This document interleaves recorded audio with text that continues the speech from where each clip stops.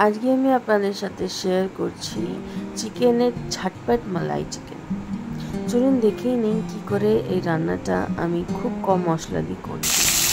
প্রথমেই কড়াইতে গোটা গরম মশলা তেলে দিয়ে ভালো করে রোস্ট হয়ে গেলে ওর মধ্যে দুটো মিডিয়াম সাইজের পেঁয়াজ দিয়ে ভালো করে লাল লাল করে ভেজে নিয়ে এরপরে কিছুটা গোটা কাজুও ভেজে নিয়ে আলাদা করে রেখে দেবো। এই তেলেই আমরা চিকেনটাকে 500 থেকে 700 মতনের মধ্যে চিকেন আছে, এটা ভালো করে আমরা নুন দিয়ে একদম হালকা নুন দিয়ে ভালো করে ভেজে নেব।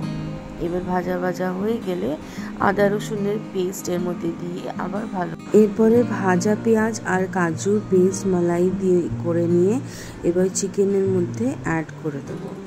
দিয়ে একটু টেস্ট মতন লবণ দিয়ে আর গরম জল দিয়ে এবার কিছুক্ষণের জন্য রান্না করতে দেবো।